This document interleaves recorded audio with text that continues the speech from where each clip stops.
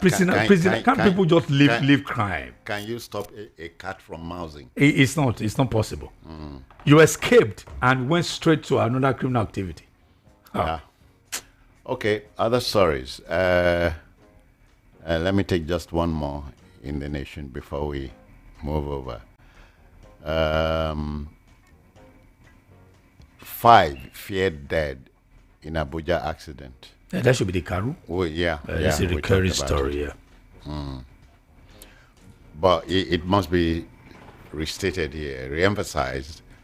Roads don't kill, only crazy drivers do.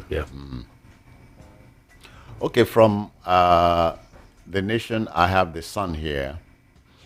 The Sun leads, the Daily Sun leads with, we're investigating attack on Senator Natasha's home, Kogi police. Yeah, that's what they said. We, of course, I think we mentioned it briefly.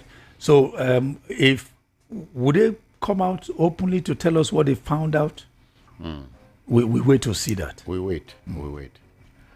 Okay, jealous man, this is crazy, kills ex-wife's lover, insists she must not remarry. I missed that in the news.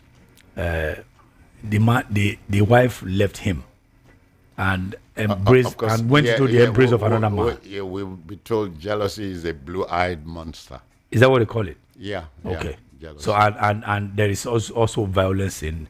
I mean, it can come with violence, just as it happened now. But if a woman says it say no, they do again. I mean, is that the only woman in this world? There are so many. For in Lagos, I always tell people in Lagos, if one friend is misbehaving, we have about over 20 million Lagosians. Why don't you go for somebody else? So if one woman say not do again, there are other willing women around there you can choose from. Why do you have to kill somebody because a woman is telling you not do again? I mean, for me, I think that's on the side of it. It's a defeatist tendency of that man. It's a weakling. All right, let's talk about Uncle Sam's country. Okay.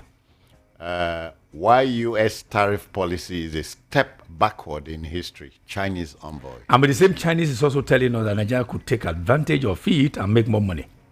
Yeah, but he's right. He's right. So there is chaos, economic chaos somewhere, following a policy. So what you need to do, you don't need to sit back. But again, the only fear I also have, not fear. It's just like what Atiku Mandation said, the AFDB president, that Africa should stop exporting crude or raw materials. What you need to do is to process them, and then you give it value. It is the value that will give you more money when it has to do with international the hard currency. But when whatever is crude is crude. That's why if you export cocoa beans and then they take it to Switzerland, add value to it, and then can them and bring them here. When she got to the apartment, she met him lying lifeless. But somebody said, is it possible that our lawyers may have done a good job by telling her what to say and all that, because a lot of things are happening. So I wouldn't know where this thing is going from. So whether that's something we need to look at when the case comes up for proper hearing again. We will need to know what the police have dug up to see if indeed the lady is complicit. It's an accomplice or is complicit, as they say. Yeah. Last but not least story from The Guardian. EFCC arraigns 3 men and firm over alleged 46.3 million naira forex fraud. But it has nothing to do with CBEX. I also missed that in the news, because the bigger one is the CBEX that where people lost 1.3 trillion naira. So which means apart from that, they are also, well, I don't know. But people have to be very careful what they invest in. Yeah. Particularly when times are hard. There are people who go into the system, who come into the system to want to promise how people can get rich quickly. And all that. So we had been there before. Yes. You remember the Wonder Bank in Benin, in those Umano, Port Harcourt. Okay, not even the Benin one. You know Benin, the other. So Umano is there. How about Fortune? He started it. Nigerians won't learn. Then the Fortune something here in Lagos. That man and then the Wonder Marks in Benin as well. Then you now had the MMM, and then the CBEX. And so you are wondering what next? Well, what next is that they will cool down. Another will come up. People will also fall victim. There will also be people who are gullible. Because if you chase it, even the Bible says that if you are quick, what did he say? Something about you won't be innocent. That if you chase wet or something, you won't be innocent. So people will also fall victim, but they won't catch people like me. But I also, at this stage, I cannot forget the statement of the late father of modern India, Mahatma Gandhi. He had the 7 social sins, one of which is wealth without work. That's exactly what's going to sit down. And they say it's a robot is going to be trading for you. Okay. Okay, we apply the brakes here. Hand over the microphone to the listener. Please, dear listener, if you desire to react to any story or stories we shared with you, do so now. The phone number on call is 0803 692 9933. Got that? 0803 692 9933. I have a first caller. Hello? First listener. Good morning, sir. I greet you, sir. Yeah, Prince, I greet you. Alaba Alapa is my name. Wish you from Ojo in Lagos. I want to talk about that accident on Lagos-Ibadan Express Road. I'm briefly talking about River State issue. For I want to beg our people that are right thing in your estimation. That's what I said, personally. Hello? Yeah, go ahead. Yeah. According to him, I also see Peter Obi as a social media politician. He's not a real politician. Then for River State, I think he said the right thing. Fubara should have been kicked out. In fact, those who are supporting Fubara should in fact worship in quotes, Bola Ahmed Tinubu for declaring state of emergency.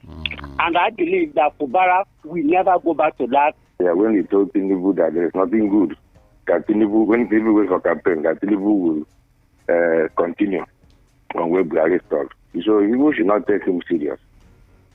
For Peter Sifo, he should get ready to go and take over Fubara's job in River State. Since his player is for Fubara to be kicked out.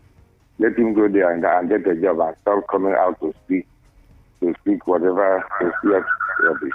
He's not. No, you don't call somebody else's don't describe somebody's please. It's his own perspective to the matter. So you raise your just as he himself has exactly. raised. Hello, I have another listener. Good morning. Good morning. I greet you. My name is Robert. I can't hear you, but I believe you guys are hearing. Yeah, Robert, go on. I want to speak about the killing in Plateau State and Benue State. This has further justified that the president, that is in the person of Bola Ahmed Tinubu, has vowed to protect the life of Nigeria, has failed once again to protect the life of Nigeria. When he sworn to the constitution that he will uphold it to protect the life of Nigeria, we were hoping that this killing will not, up to that. And to make it worse, it's not in the country. I don't think pipelines are more important than the life of human beings. You could declare a state of emergency in River State because of pipeline. But people have died and it's still from France to London now. It's not a good omen for the country. I don't know how he's feeling as a human being. So that's my own submission. Thank you. Thank you. 60 seconds on the dot. Yeah. Room for one last but not least call. Hello, I greet you. Hello. Welcome. Hello. Go on, sir. Hello. Just go on. Go on if you can. If you're listening. Are you hearing me? Yes. Go on. Yeah. Good morning. God bless all of you. Bless you too. I am Elder Wike. All right. I want to beg the ruling party to have mercy on this country. We are suffering. We don't talk of any other thing. Look at how our people are being slaughtered in Plateau and Benue. Nobody is talking about that. or declare state of emergency that place so that the military will go there and sort something out and allow our people to live. Talking about River State, I want, please, you people should tell Mr. Osifo to go and take over Obra's office, because that young man has done nothing. And if we continue like this, my people, beside you this morning, I appreciate, and your next show, I wish you Godspeed. Okay. Yeah. Our next show is 5 minutes away. Please stick around. Thank you. Good morning one more time, and happy holiday.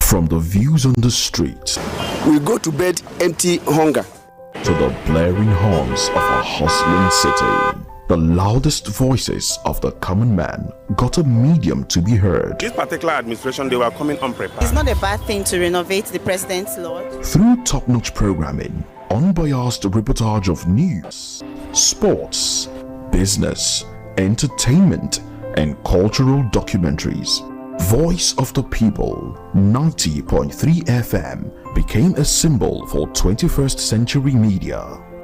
And now, a new baby is born.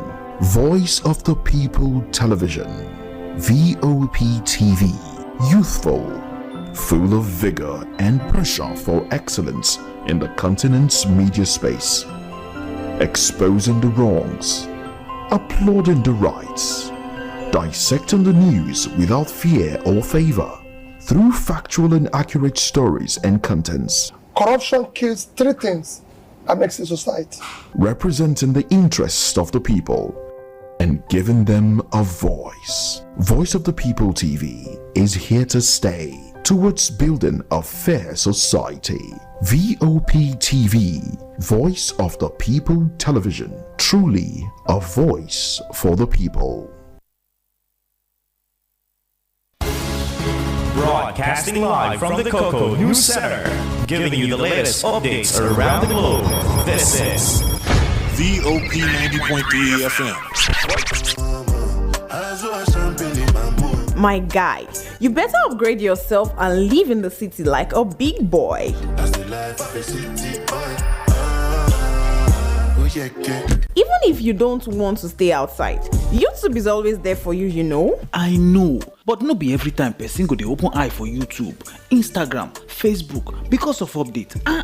My guy, don't worry yourself. Tune to Voice of the People's Radio, VOP 90.3 FM. Listen to a radio station that keeps you up to date with the current news and talk shows, as well as business programs. How to find good business ideas in Nigeria. Listen and learn. 6 powerful strategies for discovering opportunities to make money in the Nigerian market. Contribute and let's make a better society together. I think it's the best for us in Nigeria.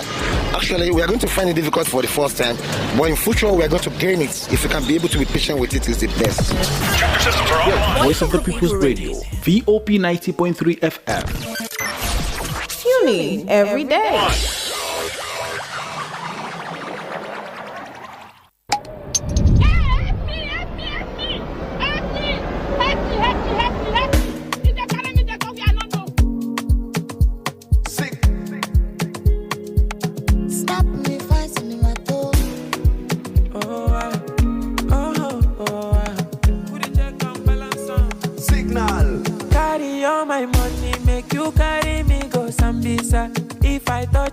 body make you touch under my short nigga. And girl, your love don't blind me. I can be like Papa Fryo.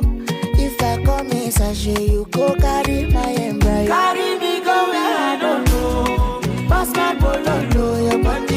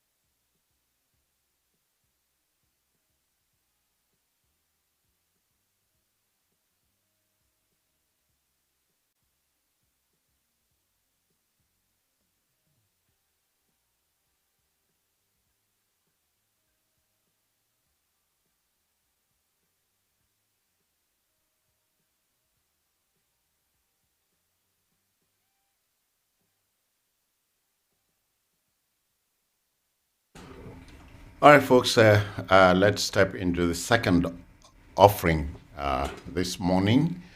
We're still on the Voice of the People radio, 90.3 FM on the dial. After our 30-month avoidable civil war, the Nigerian army has expressed concerns that youths from the zone are shunning recruitment into the army and has highlighted the need for sensitization. But the team leader of the year 2025 Nigerian Army Recruitment Awareness exercise is a Southeasterner himself, Brigadier General Chima Ekafo. I hope I got that right. Brigadier General Ekafo is in the region, specifically Abia State, in a bid to change the narrative. It was that what is not there and cannot be there. Like I've said time and time again, no ethnic group of Nigeria can unilaterally secede from Nigeria. Nigeria remains one country until at a point when all Nigerians will say we are tired, we've had enough, and we want to separate. But there are voices from the other side who insist that our continued existence should be negotiated. That's a wonderful perspective. Let's talk about how we can make this unity work. No, that's a wonderful perspective. But then, is the sovereignty of the United States of America negotiable? Is the sovereignty of China negotiable? Is the sovereignty of India negotiable? When you talk of heterogeneity, India is so heterogeneous. In Nigeria, we have two official religions, Islam and Christianity. India, there are 7 official religions. In Nigeria, we have over 3,000 gods. In Nigeria, we have 3 official indigenous languages, namely in Igbo, Yoruba, and Hausa. In India, there are 15 official indigenous languages. Nigeria has a population of 200 and something million. India has 1 point something billion. But is the sovereignty or unity of India negotiable? The answer is no. So why would Nigerian unity be negotiable? And India was a product of British colonialism. So we keep blaming the British for all this evil, in quote, they have done to us about the amalgamation. But we are not the only country that we are amalgamated by Britain. And many of these countries are doing exceptionally well, making progress based on the foundations laid for them by the British colonial masters. So that we are not doing well has nothing to do with the British. The British laid the necessary foundations that will provide that would have provided. The rest is left to us. It's left for us. So when you go back and you tell Igbo youths not to join the military, it is dangerous, because in the final analysis, the Igbos will lose out. When other ethnic groups will dominate the army, because the people coming in today into the NDA will in 5 years' time be majors, captains, with time lieutenant colonels, and maybe in about 20 years' time generals. So there will be a void of the Igbo in the hierarchy of the army. So they will have less voice, they will have less power, they will have less influence in the military at least. And as far as I'm concerned, the Nigerian military is the most potent, the most unified, and maybe one of the most influential institutions in Nigeria. So we better tell our youth the truth and then stop this self-victimhood mentality and join the army, partake in all that is Nigerian to the fullest extent. Tochukwu, there are people who would remind you that the situation is not without a cause. Everything has a cause, but some causes are superlative, admirable. Some causes are despicable, regrettable. Everything has a cause. As I was coming out this morning, I saw a lot of young men just driving out of my neighborhood, stumbling around. Some are sleepy, some are half sleepy, some are laying on the street. They are drug addicts and alcoholics. Drug addiction has a cause. Okay. But then you see some youths excelling, writing their PhD programs, emerging professors. That has a cause too. So there are causes to everything we see and everything we do. But the question is, what is the cause? What is causing this is misinformation. What is causing this is cheap propaganda. What is causing this problem in Igbo land is that we have a lot of selfish individuals. Okay. Who are exploiting the Igbos to advance some selfish interests. Please, let's make this a dialogue, not a monologue. Okay. So, dear listener, you have a right to call now. If you think you have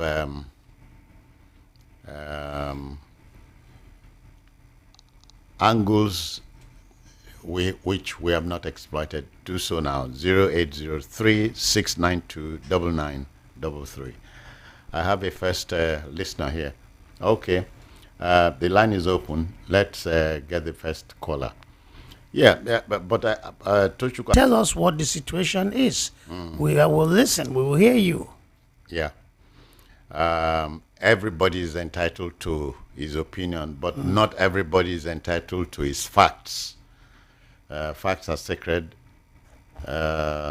Only comment or opinion is free. Good morning to you. Hello. Yeah, morning. Hello, good morning. Yes, sir. My name is PC Ojugu. Okay. I'm calling from Ojo. All right then. But I'm from Anambra State, precisely. Okay then. I understand the 2 points, but Tochukwu is making some little mistake. You know why? Our military has been sabotaged by Northerners because they collide with repentant Boko Haram. They say that Boko Haram terrorists repented. They now admit the inter-Nigerian military. That is the problem. And when they recruit Igbo youth, they will use those Igbo youths go and fight terrorists in the north. On their way going to fight the terrorists, they will set a trap on them and they will kill them. So even with our wife, we cannot enter army. I'm from Norway. My name is Odugu. Okay. So we are white. We are white. We cannot join the Nigerian army because the Nigerian army have been supported by Boko Haram. How can they say is repented and put into the Nigerian army? So I want you to understand, Tojuku, please. Thank you. 60 seconds out. Thank you. Yeah. The thing is that that policy, many Nigerians disagree with the policy, and there's been sabotage. The thing is that many Muslims in the military are sympathetic to Boko Haram, and there was a time a group of soldiers attacked those were not necessary evils. So we talk about issues that cause across Nigeria and portray it as though it's targeted primarily against the Igbo. So, but the Nigerian army remains. There's sabotage in the Nigerian army, and other ethnic groups, people from other states are joining. Hello, good morning to you. Good morning. Yes, sir. Yes, my name is Christopher. I'm calling you from Twitter. Okay, then. I know you're hearing me because I'm not hearing you. The young man that talking from Alhambra is making some mistakes. I don't think that he goes home. Let me tell you, any man that wants to join army from Igbo land is Sarah. Let them go. We don't want it. Asking your children to go and join. I don't know how he sees it, but if I'm your son, if I am his son, can he advise me to do this? Thank you.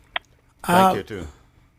Well, you asked me a question. I'll answer your question. I don't believe in that policy. I don't think it's a good policy. And many people within the armed forces disagree with the policy.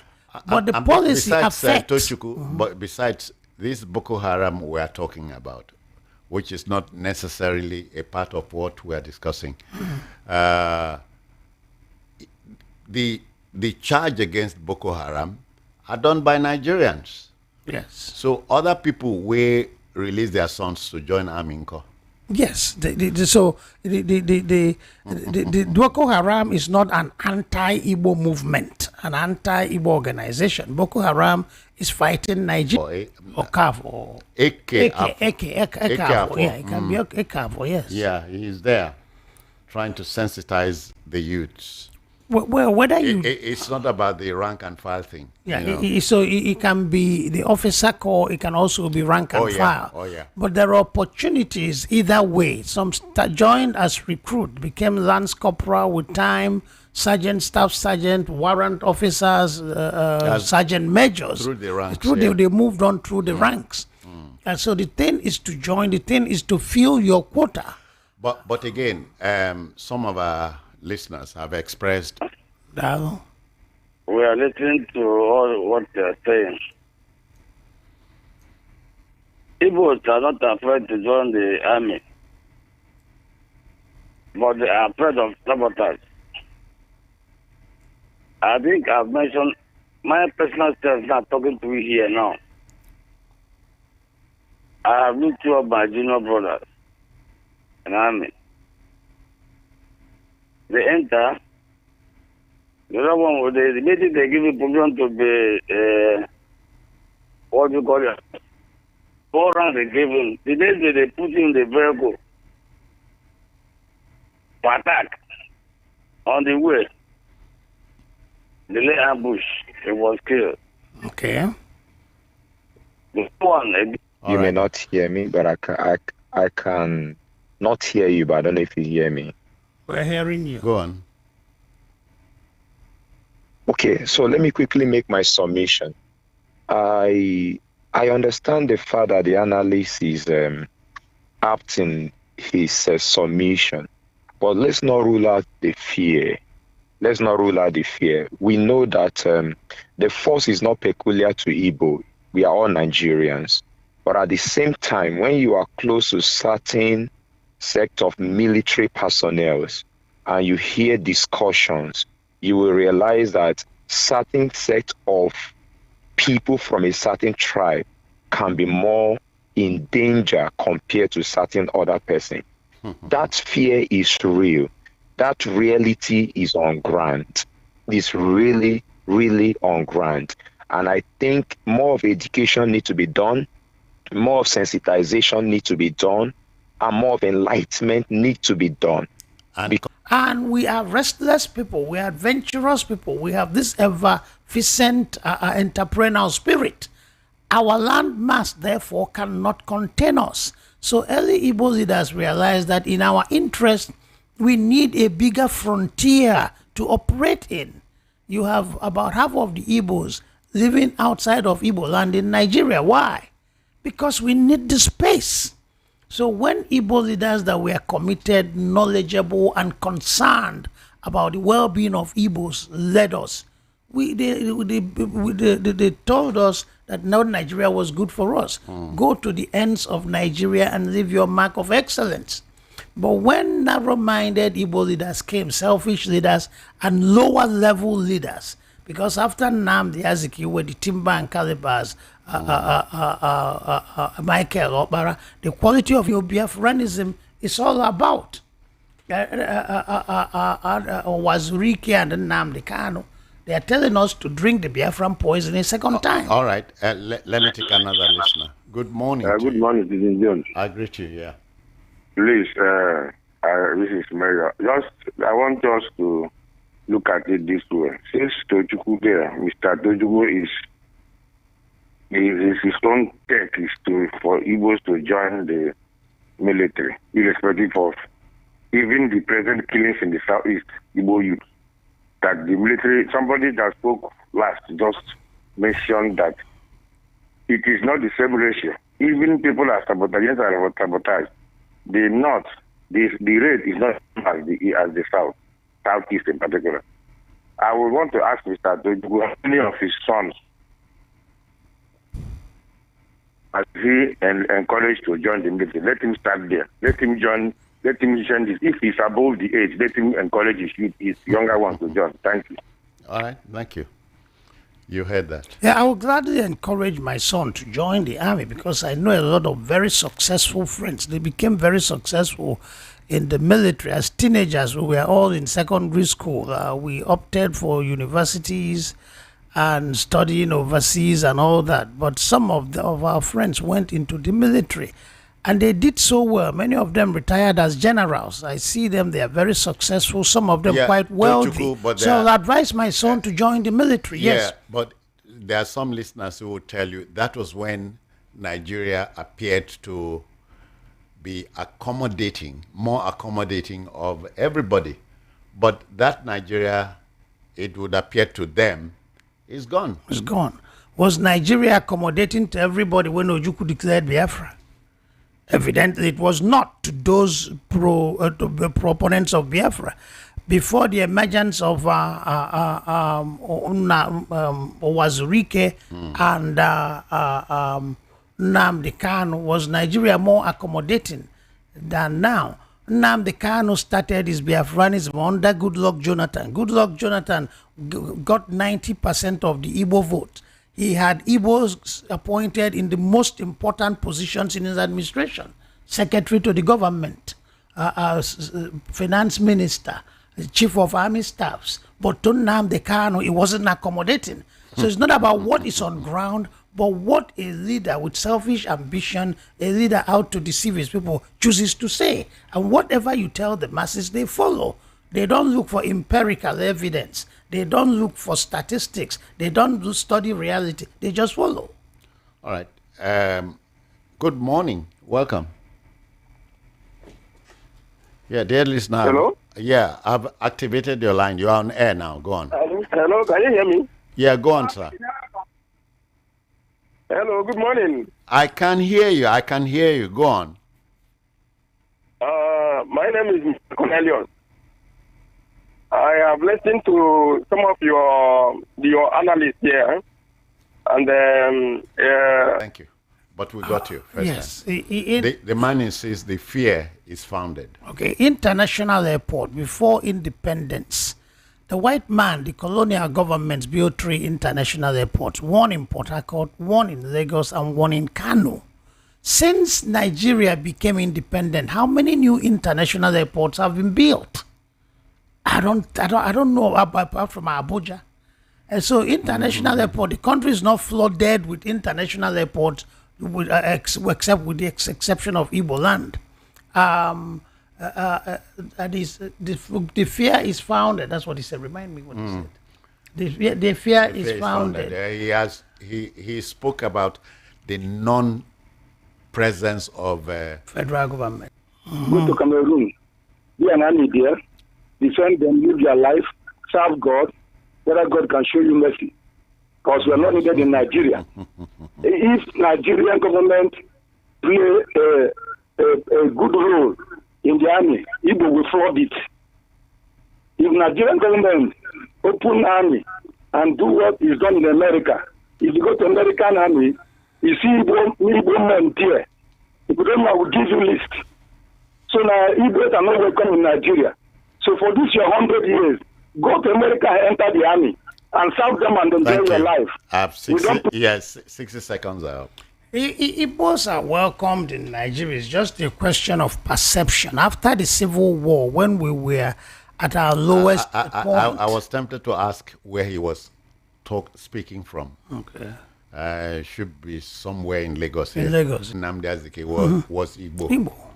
The first president, some would tell you it was ceremonial, was Igbo. The same Zik was the first Senate president. The second Senate president, Nwafọ Orizu, was also Igbo. The first speaker was Ajawa Chukwu. In the Second Republic, the speaker was Umezuoke. So that vice president couldn't have been in a place where you were rejected. Yeah. So we were under Buhari, under Shagari. We did very well. We didn't talk about marginalization. We participated in the Shagari government, and we felt part of the system. All right. Good morning. Welcome. Yeah, good morning, Citizen Jones. Good Yes, morning. sir. I greet you. And your wonderful analyst. Good morning. Good morning. Now, this is Mr. Tony. I'm supposed to be calling from Kaduna, but I'm in Lagos right now. All right. So call from Lagos now. Let's go. Okay, this is Mr. Tony calling from Lagos. Now, there is something I want to say here. The Igbos refusing to join the military, from my own end, from this prism that I'm looking at it, is that they are more interested in their business, in flourishing economically, than joining Igbo man, a full Southeasterner, believe in making money. They believe in exploring themselves economically. They are like independent people who want to always grow. Yeah, Tony, do you like a bit of history? I'm with you, sir. Okay. Before the unfortunate coup of January 15, 1966, it was a Saturday like this. Eastern region commanded 4 of the 5 battalions of the Nigerian army. That's correct, sir. Ojukwu was commander of the 5th battalion. I cannot forget. Philip Effiong commanded the base ordnance, and so on. So, the thing here is, the average Igbo man now, they don't really believe in salary. Okay. Come and sit down. I am waiting for stipends at the end of the month. Even your analyst there would totally agree with me. Yeah, thank you. Thank you, Tony. Thank you. Thank you. That's a fact. But then in the past, the bottom line is that when our leaders told us Biafra was over, move on, get integrated in Nigeria, be Nigeria, we did that. When our new set of leaders, a bunch of vulgar upstarts, inexhaustible liars, started lying to us that we are enslaved, we are this, we are that, separate from Nigeria, you have no future in Nigeria. The masses followed and started acting in line of these statements. So now we have Biafranism, neo-Biafranism, that has brought a lot of dislocation to the southeast. And a lot of people, you talked about what Asari Dokubo said he's doing in the southeast. He couldn't have done all the violence in Igbo land. And then our apostles of Biafra, they say weird things. They want this Akwa Ibom, the Calabas to join in Biafra, the Jaws to join in Biafra. Even their map of Biafra extends into Benue State. And then you wonder what is wrong with them. Many Igbos are not pro-Biafra. I am anti-Biafra because Biafra is anti-Igbo, and I know Biafra will not materialize. It's grasping at straw, it's grasping at fantasy. But when you start including people like the Warriors, the Sapeles, the Benues, the Akwa Iboms, then you wonder what is wrong with them. They don't know what they are doing, but to my regret and my sadness, they are misleading the Igbos. Oh yeah, Tochukwu, for the records. Yes. Abia State has 200 slots.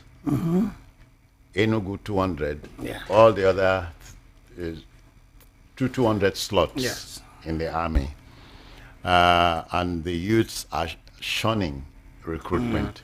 Which is sad. We're saying it is based on a fiery past.